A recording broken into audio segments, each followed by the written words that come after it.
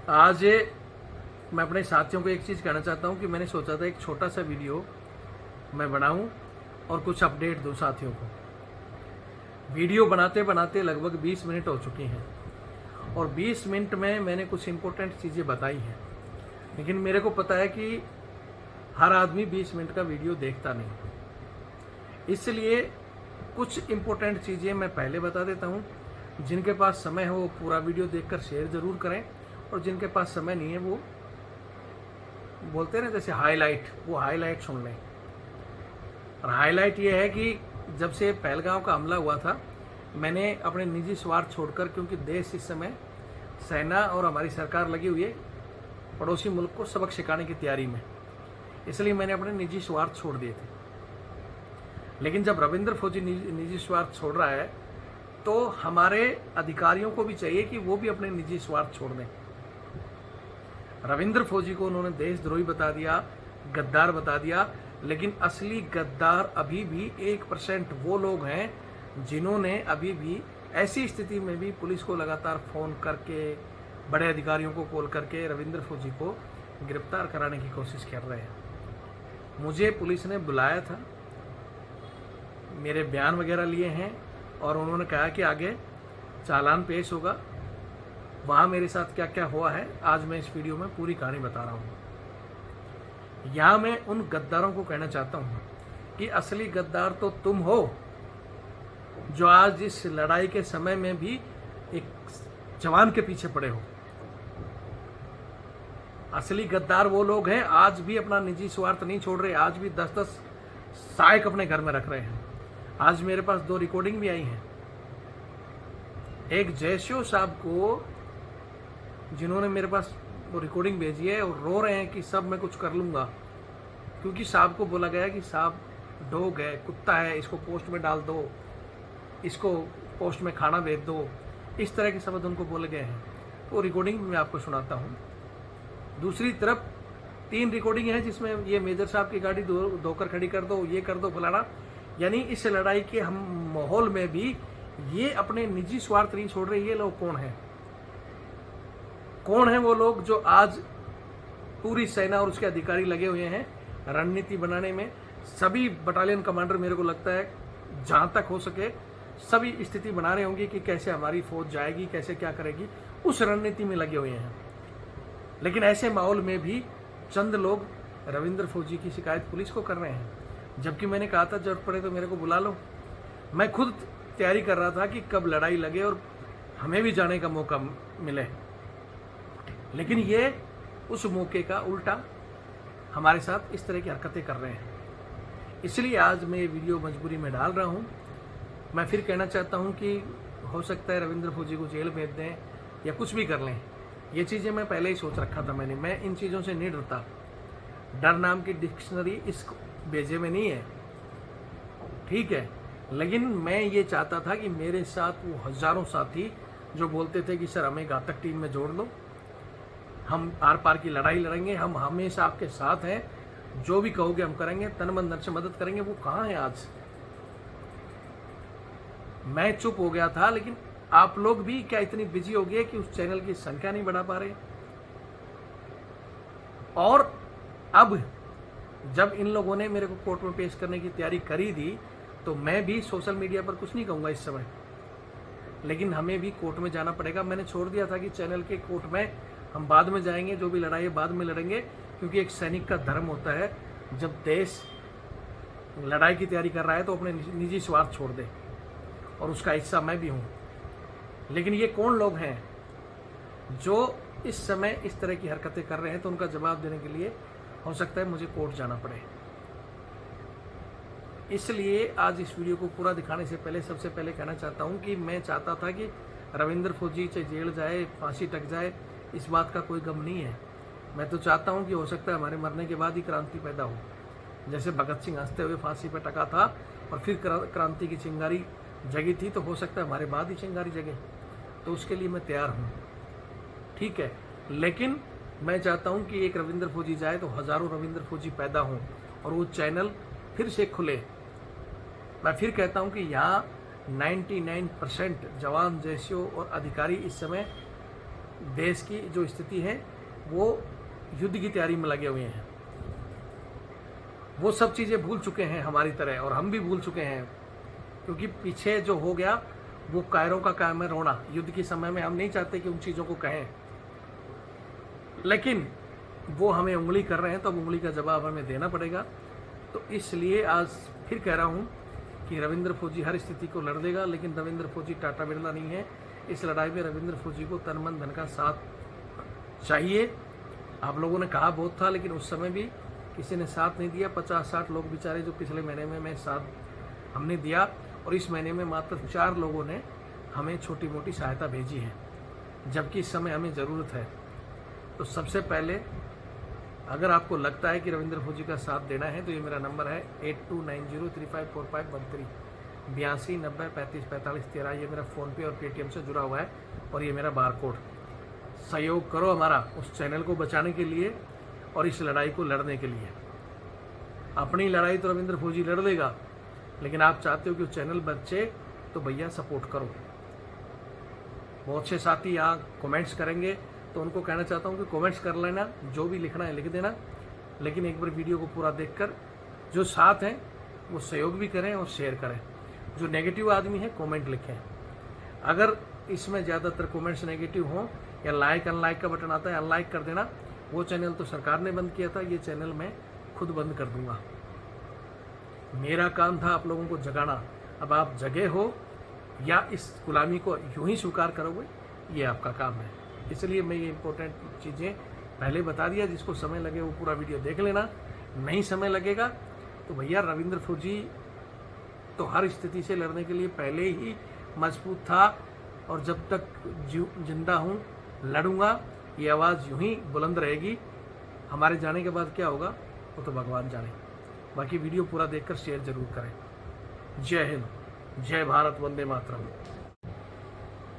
जय हिंद, जय भारत, वंदे मातरम। मैं रविंद्र फौजी।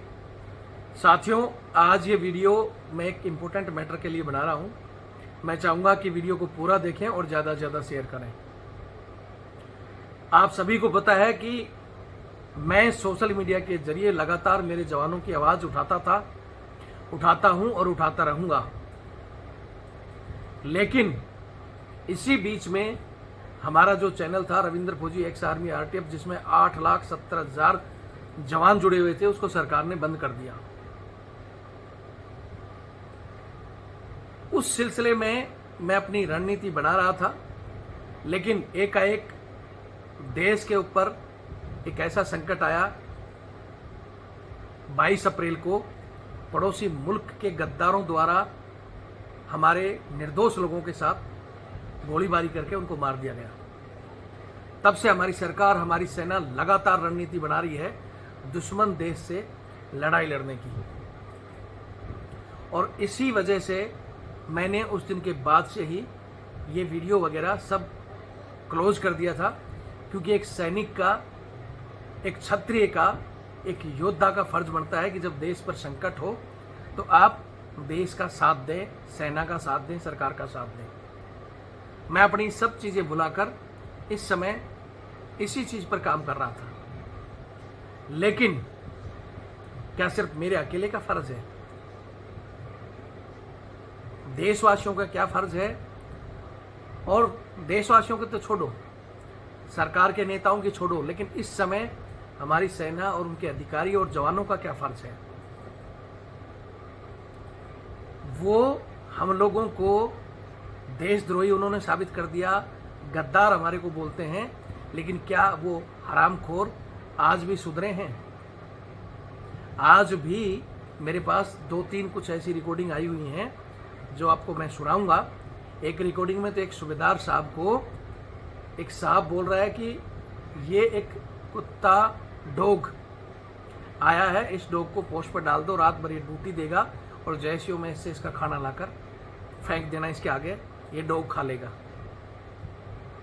मतलब मुझे नहीं पता साहब की क्या गलती है, लेकिन साहब ने मेरे पास रात को ये रिकॉर्डिंग भेजी और साहब ने कई मैसेज लिखे कि भाई मैं क्या करूं, मेरी स्थिति खराब है, मैं कुछ कर लूँगा। यानी आज भी हो सकता है साहब की क्या गलती रही होंगी, मेरे को पता नहीं, लेकिन साहब के साथ ये चीज़ें की जा रही हैं। यानी वो लोग आज भी नहीं सुधर रहे। दूसरी रिकॉर्डिंग में जिसमें एक मेजर साहब की गाड़ी के लिए बताया जा रहा है कि एक अग्निवीर को कहा जा रहा है पहले कि जाओ मेजर साहब की गाड़ी की चाबी ले लो और उसको धोकर खड़ी कर दो पर्सनल गाड़ी के लिए। फिर एक एमटी का जवान था उसको बताया जा रहा है। ये 3 रिकॉर्डिंग मेरे पास आई हुई है। मैं फिर कह रहा हूं कि मैंने ये चीजें डालना छोड़ दिया था 22 तारीख के बाद, ठीक है। लेकिन इन लोगों ने क्या किया, ये अपने निजी स्वार्थ आज भी नहीं त्याग रहे हैं। आज भी मैं आप लोगों से पूछना चाहता हूं कि युद्ध के हालात के बावजूद भी क्या इन्होंने अपने सहायक छोड़े? क्या सारा दोष हम लोग अपनी चीजें हम ही बंद करें? ये क्यों नहीं छोड़ रहे? चलो इस चीज पर भी हम चर्चा करेंगे। दूसरी चीज, इन्होंने मेरा चैनल बंद करा दिया 4 अप्रैल को। मैंने उसके लिए लड़ाई लड़ी, लेकिन 22 के बाद मैंने सब चीज भुलाकर देश हित में मैंने सोचा कि छोड़ो, मेरा निजी स्वार्थ है, बाद में लड़ लेंगे। लेकिन इसके बावजूद ये लगातार इन्होंने पुलिस को फोन किया, मेरे को थाने में बुलाया गया, वहाँ से मेरे पे मतलब बयान लिखाए गए, क्या क्या चीज़ें मेरे साथ हुई है वो भी मैं इसमें बताना चाहता हूँ। हालांकि पुलिस ने ये बताया कि भाई हमारा इसमें कोई रोल नहीं है। आपके उच्च अधिकारी मतलब बड़े कर्नल एंड अबव रैंक के अधिकारी प्रेशर डाल रहे थे एसपी डीजी तक कि भैया कुछ करो करो, यानी उसको गिरफ्तार करो, मार दो, ये चीज़ें चल रही हैं। यानी मैं ये कहना चाहता हूँ कि जब मैंने शुरू वाले दिन ये चीज़ें कह दी थी कि मैं अगर गलत हूँ तो मोदी जी या रक्षा मंत्री जी या सेना अधिकारी मेरे को बुलाएं, आप मेरी कोर्ट ऑफ इंक्वायरी वहाँ चलाएं, क्या जरूरत थी आपको पुलिस के पास जाने की? और चलो वो समय तो हमारा आपसे लड़ाई का समय था, लेकिन 22 तारीख के बाद जब देश लड़ाई लड़ने की तैयारी कर रहा है तो उसके बावजूद में भी कुछ अफसर बैठे हुए हैं जो आज भी रविंद्र फौजी पर नजर गड़ाए बैठे हैं। फिर मैं कैसे चुप रहूं? हालांकि मैं फिर कह रहा हूं, आज इस वीडियो में इसी विषय में चर्चा करेंगे, लेकिन मैं आज भी ना तो मैं गद्दार हूं ना देशद्रोही। जैसे कुछ एक चैनल मैंने अभी और देखे हैं, जैसे एक नेहा सिंह राठौड़ का और एक 4 PM, इस तरह के कुछ चैनल बंद हुए हैं। हालांकि उनको बंद होना ही था क्योंकि वो लगातार सरकार के खिलाफ बोल रहे थे। वो उन चीज़ों को गा रहे थे कि हमला हुआ, सिक्योरिटी क्यों नहीं थी, मतलब बीती हुई बातों को का जो राग है, जो रोना कायर गाते हैं, तो वो लोग तो कायर हैं। उनका चैनल बंद किया क्योंकि देश इस समय देश की छोटी छोटी चीज़ें, हर एक सिक्योरिटी बाहर नहीं जाए, इसलिए उनका चैनल बंद किया, कोई दिक्कत नहीं। लेकिन फिर भी उनका चैनल बंद होते ही उनके कितने ही सेकुलर जो लोग हैं ना, वो अलग अलग चैनलों से उनका सपोर्ट ले रहे हैं। लेकिन ये कोई भी चैनल, जब 4 तारीख को मेरा चैनल बंद हुआ, जब देश में शांति थी, मैंने वीडियो डाला, ट्विटर में मैंने कहा, लेकिन किसी सेकुलर ने ये नहीं आवाज़ उठाई कि भैया देश की सरकार में बैठे बड़े अधिकारियों ने, इन सरकार ने एक पूर्व सैनिक का, एक फौजी का चैनल बंद क्यों किया? किसी ने आवाज़ नहीं उठाई। क्यों? क्योंकि रविंद्र फौजी के पास कोई पैसा थोड़ी है जो इनको दे देगा बोलने के लिए, या बाहर से कोई फंडिंग आ जाएगी इनके पास। तो ये वो सेकुलरिज्म है, ये लोग हैं, ये सिर्फ पैसे के लिए काम करते हैं। और इनका सरकार ने बंद किया या नहीं किया, हमें उससे कोई दिक्कत नहीं है। मैं फिर कह रहा हूँ कि मेरा फर्ज इस समय अपना सब कुछ निजी स्वार्थ त्याग कर सरकार और सेना का साथ देना है। युद्ध, आज इस विषय पर भी बात करेंगे कि युद्ध आसान नहीं होता है लड़ना। मजबूत से मजबूत देश भी हिल जाते हैं।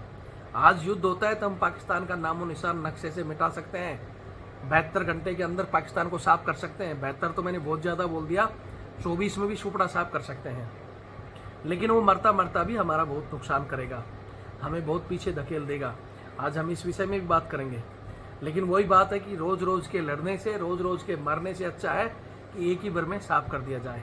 तो हम सब चीज़ भुलाकर इस समय सरकार के साथ हैं।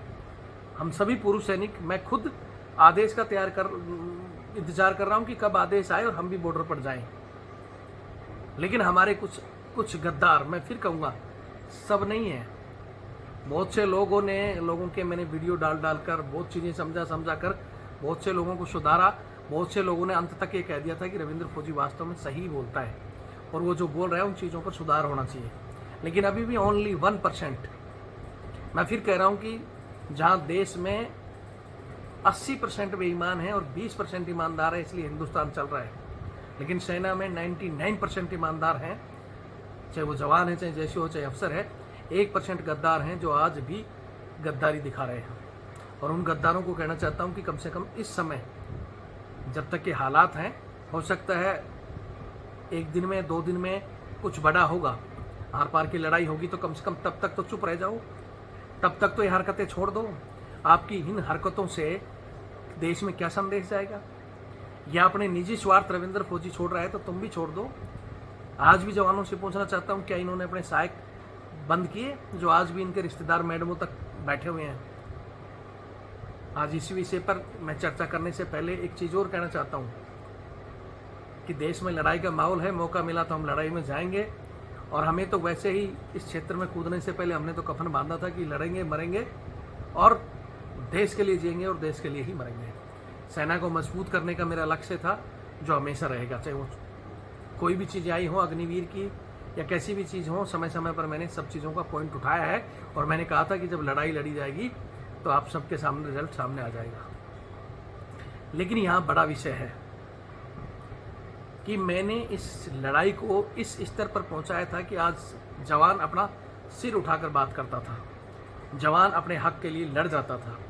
लेकिन आज इन्होंने रविंद्र फौजी को दबाने के लिए, आप सभी को पता है जब वो अखबार में चला था ना सैनिकों पर FIR जयपुर में, लेकिन नाम नहीं बताया था, वो रविंद्र फौजी था। रविंद्र फौजी को उसी समय पता था, लेकिन मैं इंतजार कर रहा था कि पुलिस की तरफ से मेरे पास नोटिस आए या मेरे को बुलाया जाए तो मैं बोलूँ। तो पुलिस ने मेरे को बुला लिया, क्या हुआ मैं वो भी बता रहा हूँ। लेकिन ऐसे समय पर बुलाना ये बहुत बड़ा दुर्भाग्य है। मुझे कोई डर नहीं है, ना गिरफ्तारी का, ना पेंशन बंद का, ना गोली का और ना ही फांसी का। मैं पहले ही भगत सिंह के लिए इस तरह कफन बांध कर निकला था। मुझे ये सारी चीज़ें पहले ही पता थी, जेल जाना, पेंशन बंद होना, फांसी हो जाना, ये सब चीज़ें मैं सोचकर चला हूँ। डर नाम की डिक्शनरी इस खोपड़ी में नहीं है, ठीक है। डरते तो वो कायर हैं जो छुपकर बाहर करते हैं। अभी तक भी इन्होंने मैंने FIR की कॉपी मांगी, नहीं मिली। हालांकि मैं इस समय में फिर कह रहा हूँ कि मैंने सारी अपने निजी स्वार्थ छोड़ दिए हैं। बहुत से साथियों के अभी भी कॉल आ रहे हैं, उनसे भी कहना चाहता हूँ कि जी मेरी ज़मीन का झगड़ा फैलाना, आज देश अपनी भारत माता के लिए लड़ने के लिए तैयार है। भारत माता की गई हुई ज़मीन, चाहे वो POK हो, चाहे हिंदुस्तान का वो हिस्सा, फिर से हिंदुस्तान में मिलाने के लिए हर आदमी सोच रहा है। लेकिन कुछ निजी स्वार्थी हमारे जुड़े हुए साथी भी, सर मेरी ज़मीन का है, सर ये मेरा, छोटे मसले रोक दो अगर आप सच में हमारे से जुड़े हुए हो। मैंने इतना जगाने के बाद अगर आज वो लोग मुझे दबाकर एक संदेश देना चाहते हैं कि अंग्रेज़ों वाली चीज़ें बंद नहीं करेंगे और तानाशाही यूँ ही चलेगी, लेकिन मैं ये सोच रहा था कि मेरे साथ इतने लोग हैं, एक रविंद्र फौजी मरेगा तो हज़ारों पैदा होंगे, लेकिन आज वो हज़ारों रविंद्र फौजी कहाँ है? इस चीज़ का मैं इंतज़ार कर रहा था। लेकिन मैं शांत रहा। मैं हमेशा कहता रहा कि अब इस लड़ाई में हमें तन मन धन की आवश्यकता पड़ेगी। लेकिन अफसोस है कि उस दिन के बाद, उस समय मैंने वीडियो डाला था, कुछ लोगों ने सहायता की और वो कहते थे हम हमेशा आपके साथ हैं, हम तन मन धन से आपका साथ देंगे, हर महीने आपकी सहायता करेंगे। लेकिन मैंने वीडियो डाला नहीं। और इस समय हाँ 4 ऐसे साथी हैं जिन्होंने इस समय हमारी मदद की, लेकिन उसके अलावा सारे के सारे किसी ने भी हमारी मदद नहीं की। तो सबसे पहले तो आज इस वीडियो में कहना चाहता हूँ कि ये लड़ाई अगर आप जारी रखना चाहते हो, रविंद्र फौजी की आवाज़ ना दबे, तो भैया साथ दो तन मन धन से। इसको साथ देना मेरा नंबर है 8290354513 82 90 35 45 13। ये मेरा फ़ोनपे और पेटीएम से जुड़ा हुआ है और ये मेरा बार कोड।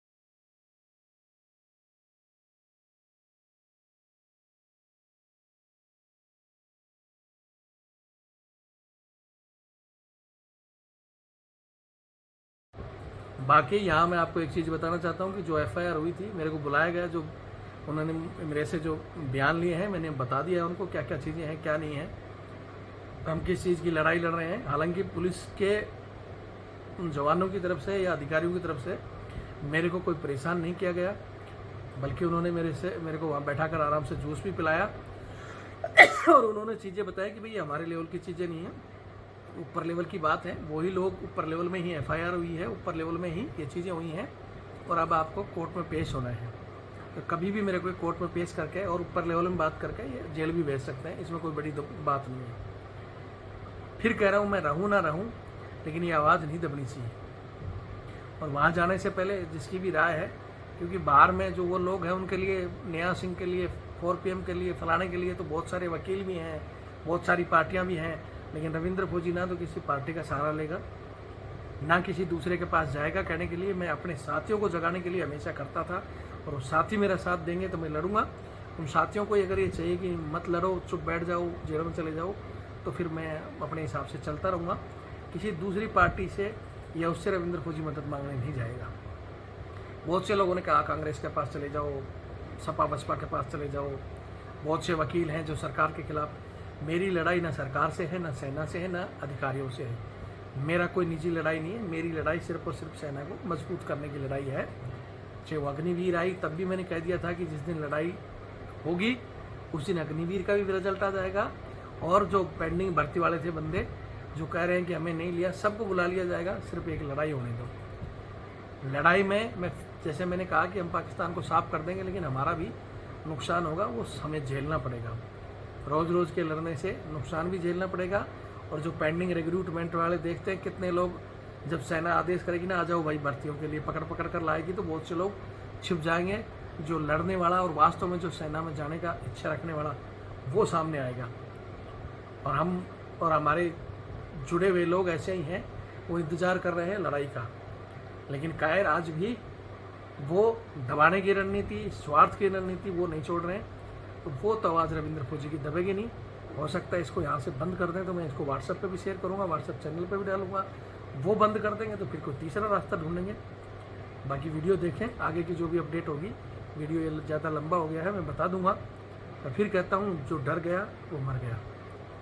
डर डर कर हमने पाकिस्तान से लड़ाई आज नहीं कल करेंगे, कल करेंगे, हमारे कितने ही साथी खो दिए। अटल बिहारी जी ने एक बार 99 में थोड़ा सा वो दिखाया था, फिर वापस हो गए।